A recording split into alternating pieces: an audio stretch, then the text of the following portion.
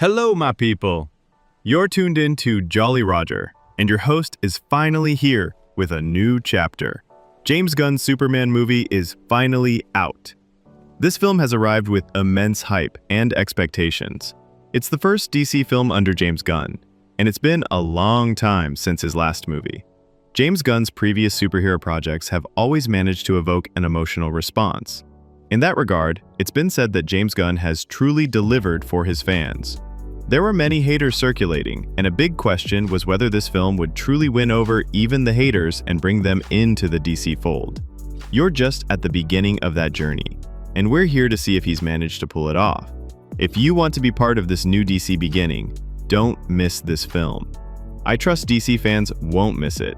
You'll have to support it in some way if you want more DC films. Let's consider that a crucial neutral point. When we look at the positive aspects, the film's presentation definitely stands out.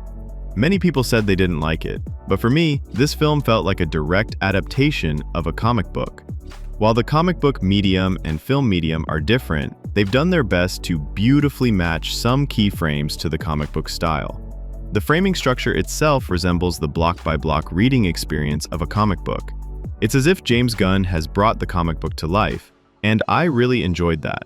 Specifically, the sequence where Superman appears through the smoke and the part where Guy Gardner, the Green Lantern, does something significant, as well as the final sequences involving the parallel world or Rift world. All of these felt like they brought the comic book directly to life. The film is incredibly colorful, and I really liked the framing. If you're a comic book fan, I believe you'll truly appreciate this. At the same time, comic books are usually colorful to attract readers. However, a movie doesn't necessarily need to be that way. If they had increased the saturation by even 2 points, it would have been overwhelming. It's already quite colorful, but I'd say it's perfectly balanced. The design of Superman's suit, including the red trunks over his pants, initially didn't appeal to many, but it grows on you. It syncs quite well with the character. James Gunn proves his point. Superman needs to be a character that children like, someone they aren't afraid of. To prove he's also human, he wears a colorful, bright suit. The problem, however, is that the entire metropolis is colorful. If they had toned down the overall color and made Superman's suit stand out, it would have been better.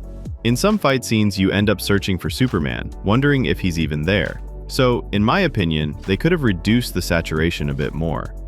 I'm not saying they should have gone for a dark, Man of Steel-like tone.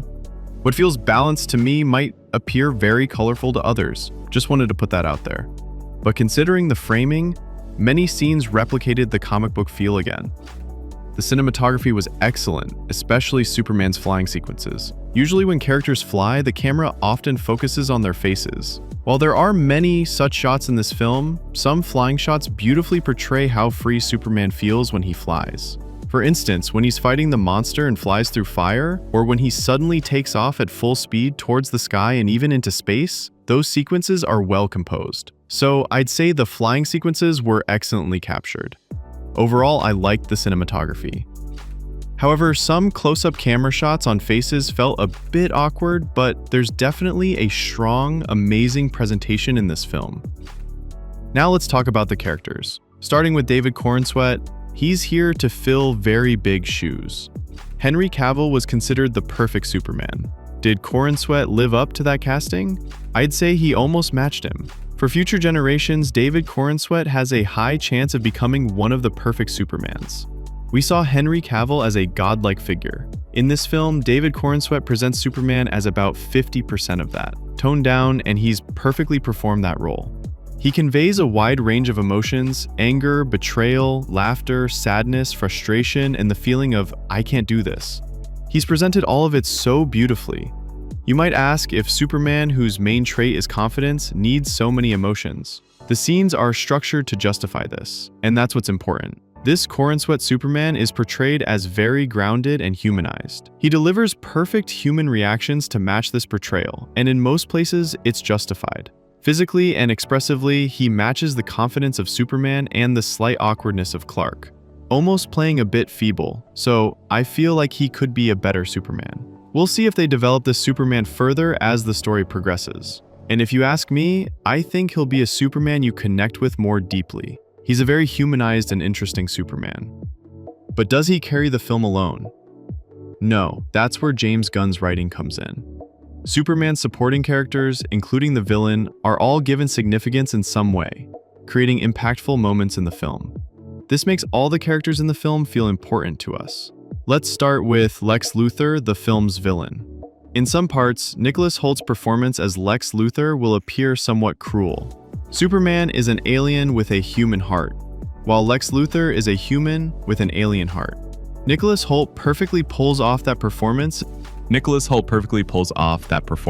He truly embodies Lex Luthor so well that you'll feel like hitting him when you see him. He delivers such a performance. Even if you feel annoyed at times, that's Lex Luthor for you. That's how he is. When something good happens to Superman, Lex Luthor's stomach starts burning.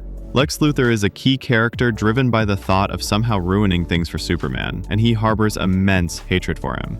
He has perfectly portrayed that role and delivered a next-level performance. You'll even get angry to the point of wanting to jump into the screen and punch him yourself. In some scenes, he reaches the peak of cruelty. I don't want to spoil it, but I hope you'll see for yourself. It's like 90% of the comic book Lex Luthor has been brought to life. This film has the best depiction of Lois Lane. Unlike the usual portrayal of Lois Lane as a normal supporting character to Superman, in this film she's a journalist, and that's important. As a journalist, she asks questions that even trigger Superman, making us feel amazed wondering, who are you? This is because Lois Lane truly loves her job. She is an amazing journalist, and the film handles this excellently. The turning points that arise from this are so well written. Along with her, there's Jimmy Olsen, and they have some important sequences together, almost like a detective story. I wouldn't call it the best, but it creates an impact in the film, and I commend that.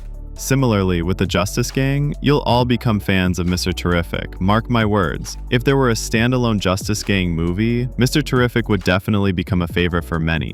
I thought the Justice Gang would only have cameo roles, but Mr. Terrific is given a major role. He does something incredible in the last 15 to 20 minutes. There's even a separate action sequence dedicated to him.